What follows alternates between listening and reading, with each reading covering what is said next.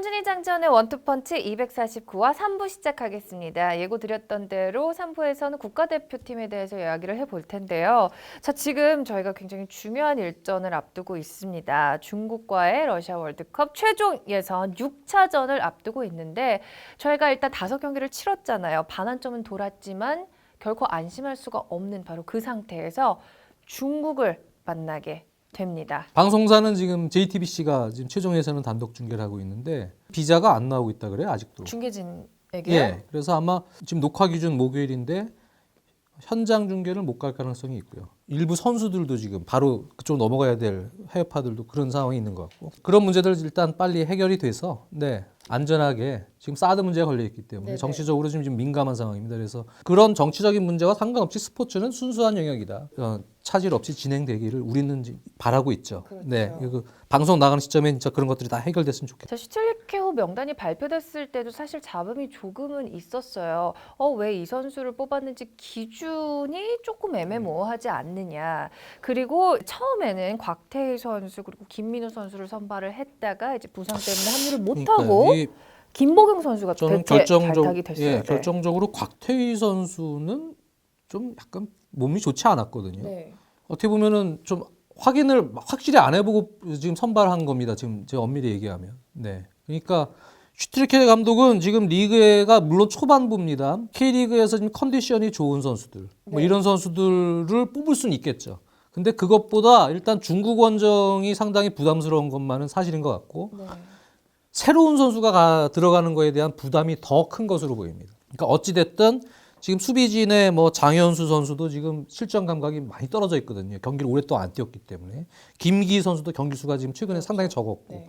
홍종호 선수를 제외하면 수비진도 지금 경기 감각이 많이 떨어져 있고, 그리고 일단 전체적으로 뽑은 멤버들이 뭐 이정엽 선수를 필두로 해서 일단 기존에 뽑았던 선수들의 골격, 그걸 그대로 차용했다는 부분. 그 부분은 일단 기존에 했던 선수들, 호흡을 맞췄던 선수들, 경험이 있는 선수들이 중국 원정 어려운 그 부담감이 있는 경기에 일단 나서는 것이 좋을 것이다라고 선택을 한 것 같아요. 네네. 네, 그런 차원에서 아마 전체적인 선발 운영의 틀이 잡히지 않았나 생각합니다.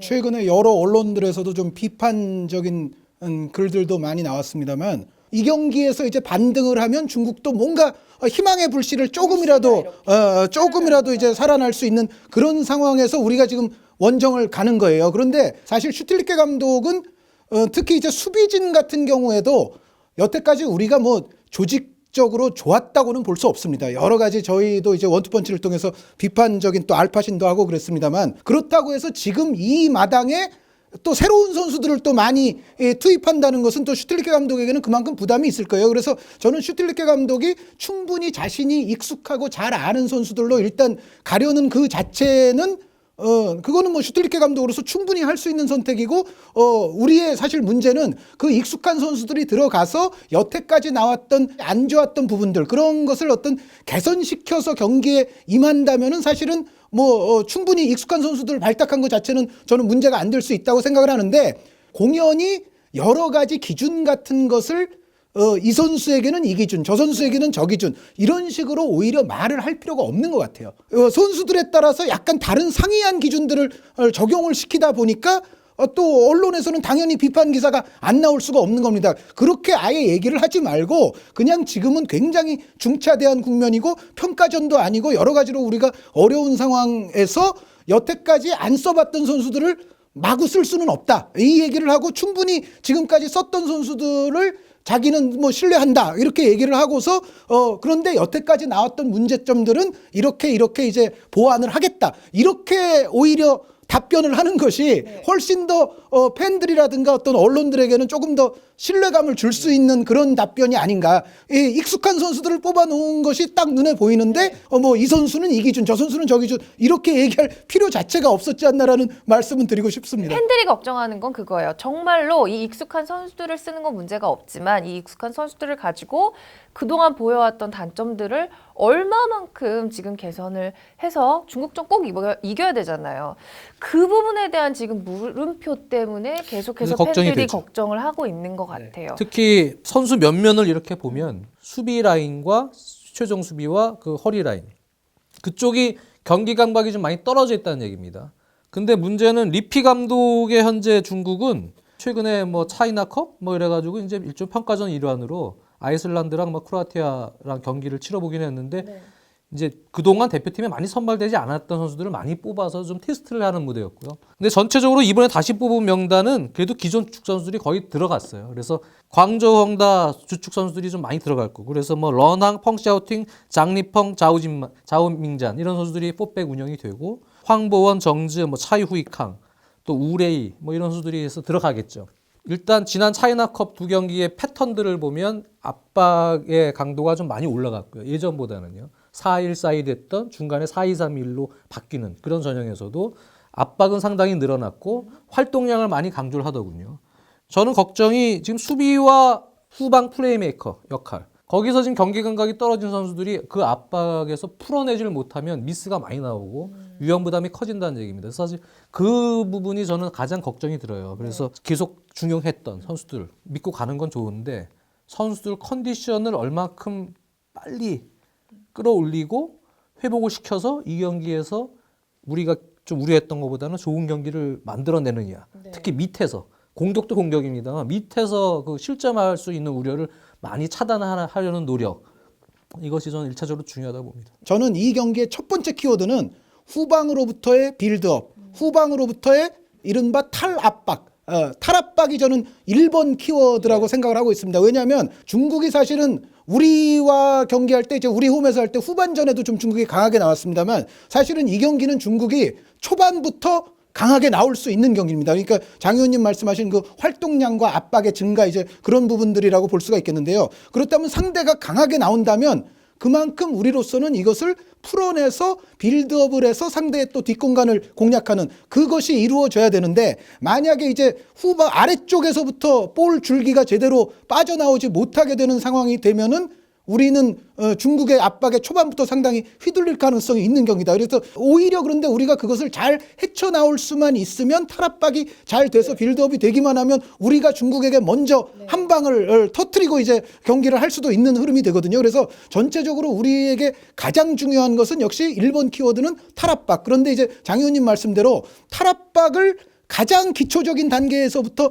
해줘야 되는 선수들의 지금 실전 경기력과 컨디션이 어떻게 될 것이냐, 이것이 상당히 지금 주요 과제 중에 하나라는 생각이고요. 그리고 두 번째 키워드는 역시 중국이, 우리가 알파신 통해서 왜 바르셀로나 그 파리 생제르맹 그 경기에서도 봤습니다만 상당히 중국이 이제 라인을 높이면서 강하게 나오는 시간대가 우리의 홈에서 할 때보다 예를 들어 더 길어진다면 전체적으로 우리의 입장에서는 탈압박을 해서 빠른 타이밍에 조금 더 단순하게 나와서 역습을 터뜨릴 때 결정력이 문제가 될 가능성이 있어요. 그래서 저는 사실은 이번 중국전에서는 어떻게 보면 황희찬 같은 공격수에게 우리가 좀 상당히 기대를 걸고 가능성이 있지 않느냐라는 생각을 하고 있는데, 그것은 우리가 정말로 이제 세 번째 말씀드릴 것은 정말로 우리가 전체적인 선수들의 경기력이라든가 컨디션이 좋지가 않고 중국은 상당히 홈에서 이제 강하게 나오는 것이 어느 정도 먹혀드는 그런 흐름이라면 그때는 정말 김신욱 선수 같은 유형을 통해서 우리가 단순하지만 효율성을 살릴 수 있는 그런 공격으로 가야 되는데, 그렇다면 뭐 김신욱 선수만 있다고 해서 결국 득점이 되는 것은 아니고 우리가 세트 플레이에서의 어떤 정교함, 그리고 좌우 측면 크로스에서의 또 정교함, 이런 부분들이 살아나야 되거든요. 그래서 사실은 이 경기는 우리 입장에서는 중국이 어떻게 나올 것이다라는 것을 어느 정도 예측을 하고 그것을 역이용할 수 있는 흐름으로 성공시키기만 한다면은 우리가 또 오히려 좋은 경기가 될 수가 있습니다. 여기서 이제 키워드는 탈압박, 뒷공간 공략, 그리고 김신욱 같은 선수를 활용할 때 어떤 정확성, 효율성, 결정력, 이런 부분들을 우리가 최대한 신경을 써서 좋은 결과를 만들어내야 되는 한판입니다. 결국에는 이제 중국이 처음에는 굉장히 파이팅 넘치게 나올 수밖에 없잖아요. 네. 응원 열기도 뭐 대단한 지역이잖아요. 중요하죠. 그런 부분이 네. 진짜 중요합니다. 그거에 압도되지 않겠지만 이제 저희가 원하는 대로 경기를 끌어가는 게 이제 그게 이제 초반 분위기인데요. 초반부터 네. 중요할 것 같아요. 맞아요. 그 초반 분위기가 정말 중요해서 저는 이 경기는 실제로 기성용 선수가 어떠한 컨디션으로 나설지 아니면 못 나갈지 그 여부가 사실은 상당히 중요하다고 보여지고요. 그리고 한 의원님도 말씀해 주셨습니다만 그 부분에 대해서 저도 아주 100% 공감을 합니다. 지금 경기장이 창사예요. 네. 창사 경기장을 최근에 찍은 사진을 보니까 잔디가 그렇게 아주 매끄러운 편은 아닌 것 같고요.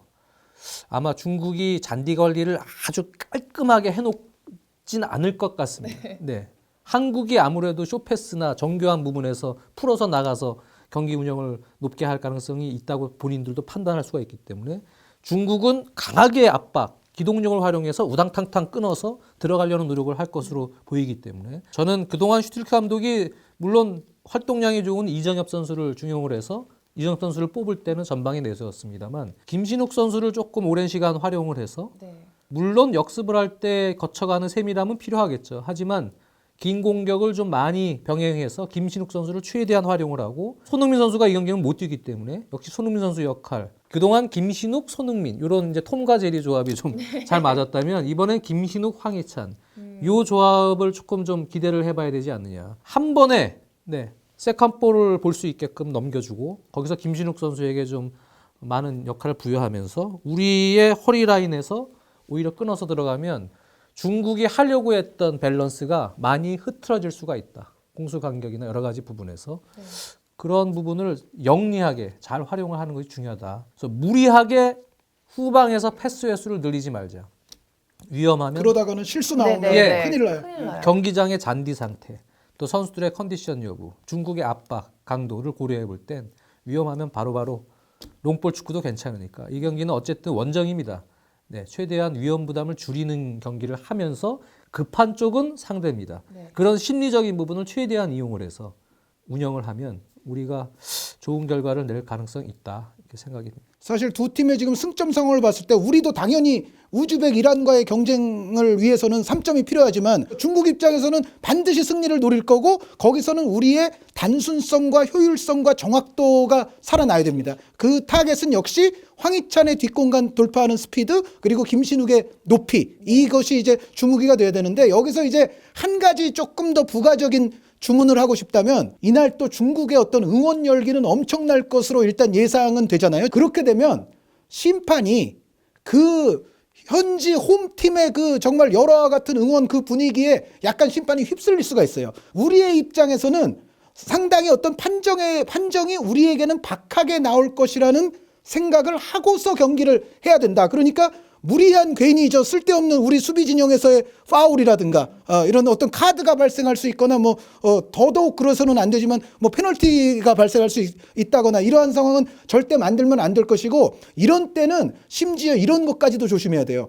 골키퍼 6초 내 방출 규정이 있지 않습니까? 이런 분위기라면은 혹시 그러한 어떤 미세한 것에서도 우리에게는 좀 보수적인 그런 판정이 내려질 가능성도 있기 때문에 모든 면에서 아주 세심하게 심판 판정은 우리에게 좀 박할 수 있다. 그것을 염두에 두고서 아예 그런 빌미를 안 주는 어떤 맞습니다. 노련하고 또 영리한 경기 운영 이것은 제가 꼭 이제 주문을 하고 싶습니다. 예. 결국에는 이제 실력과 골로 말을 하는 거니까요. 우리 선수들이 침착하게 실수만 하지 않고 우리가 할 플레이를 한다면은 꼭 좋은 결과가 있을 거라고 그렇습니다. 믿습니다. 그리고 이제 또 하나는 우리가 또 수비가 중요한 경기고요. 이번에 정보 싸움입니다, 진짜. 네네. 두 경기 최근 친선 경기는 새로운 선수들 테스트를 많이 했기 때문에 실질적으로 리피 감독의 베스트가 어떻게 나올지에 대해서 예상을 정확하게 해야 됩니다. 네네. 그거는 현지에서 그거 정보를 최대한 자세하게 습득을 해서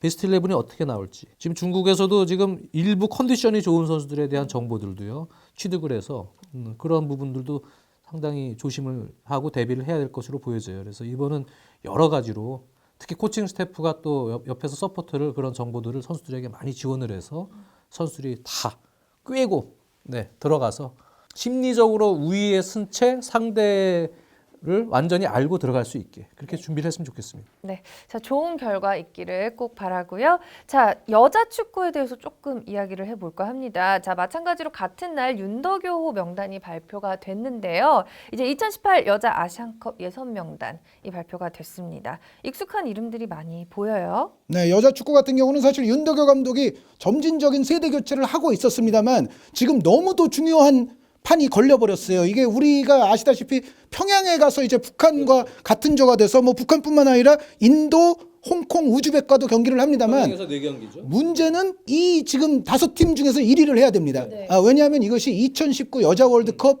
본선을 가려면 아시안컵 본선을 가야 되고 아시안컵 본선을 가기 위해서는 지금 이 아시안컵 예선을 조 1위로 통과를 해야 됩니다. 그러니까 이것이 단순한 아시안컵 본선뿐만이 아니라 월드컵 예선과도 지금 연동이 돼 있는 아시안컵 예선이기 때문에 여기서는 이제 1위를 해야 되는데 문제는 우리가 북한과 같은 조가 됐다는 거예요. 아시다시피 우리가 북한과의 여태까지의 상대 전적은 뭐 절대 열세에 놓여 있고 얼마 전 뭐 리우 올림픽 예선에서는 무승부 거둔 바가 있기는 합니다만 전체적으로는 패가 굉장히 많은 데다가 북한이 또 최근에 작년에 얼마 되지 않았죠? 17세 이하 여자 월드컵과 20세 이하 여자 월드컵을 동시에 작년에 재패를 했습니다. 그러면서 북한은 그 20세 이하 여자 월드컵 멤버들을 또 상당수 끌어올리면서 상당히 또 이제 세대 교체가 돼서 젊은 팀으로 지금 더 거듭나고 있거든요. 그런데 뭐 중국 못지않은 또 그 평양에서의 또 응원전이 펼쳐질 겁니다. 이 상황에서 우리가 북한을 제치고 1위가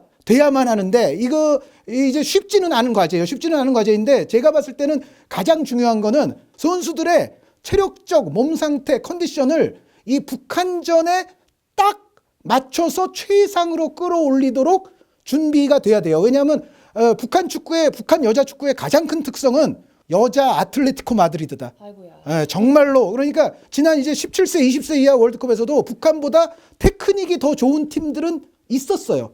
그런데 북한이 우승을 했거든요, 궁극적으로. 그것이 비결이 뭐냐? 조직력, 체력, 정말 일사불란한 움직임, 90분 내내 지치지 않는 활동량, 이거는 북한이 정말 최고고 이거는 17세, 20세뿐만 아니라 성인도 결국은 같은 스타일이 될 겁니다. 그런데 우리가 그것을 견뎌내고 경기하려면 이 북한과의 경기 때까지 우리의 그 신체적인 사이클을 최대한 끌어올려야만이 북한과 체력전을 펼칠 수 있다. 이 말씀 하나는 드리고 싶습니다. 네. 자, 시간이 조금 있기는 하지만요. 여자 축구에도 많은 관심 부탁드리도록 하겠습니다. 자, 이제 저희가 정말 중요한 국가대표팀이 정말 중요한 중국전을 앞두고 있는데요. 우리 다 같이 대한민국 화이팅 외치면서 한번 마무리를 해볼게요. 정말 이 경기 정말 중요한 경기입니다. 정말 이 중요합니다. 경기가 왜 중요하냐면 이 경기를 치면 제가 볼 때 분위기상 시리아전 홈으로 들어오는 시리아전에 일축될 대한 것 같아요. 부담이 상당히 네. 커지고 그 다음에 이어지는 경기들이 3경기 중에 2경기가 원정이에요. 네. 그래서 사실 자칫하면은 지금 중국 원정에서의 그 실패는 상당히 본선 진출을 힘든 상황이 될 수도 있어요. 월드컵 전체에 명운이 걸린 한판이라고 맞습니다. 보여지죠. 그래서 우리 선수들이 저는 어느 때보다 애국심을 갖고 진짜 불굴의 의지로 이번에는 진짜 정신 바짝 차리고 이 중국 원정 잘 치러내기를 바라고 팀이 하나가 되는 모습 꼭 보여주시기 바랍니다. 어떠한 중국 뭐 팬들의 뭐 이러한 그런 거 없이 경기장 안에서 하나가 되는 모습 보여줬으면 좋겠습니다. 맞습니다. 자, 저희 원투펀치도 온 힘을 다해서 응원하도록 하겠습니다. 대한민국 축구 화이팅 해주세요. 네. 제발. 네. 기도합니다. 네. 자, 대한민국 축구 화이팅입니다. 제발 이겨주세요. 네. 자, 저희는 다음 시간에 다시 돌아오겠습니다. 원투펀치는 한준희, 장전이 백발이 되는 그날까지 계속됩니다. 다음 주에 만나요.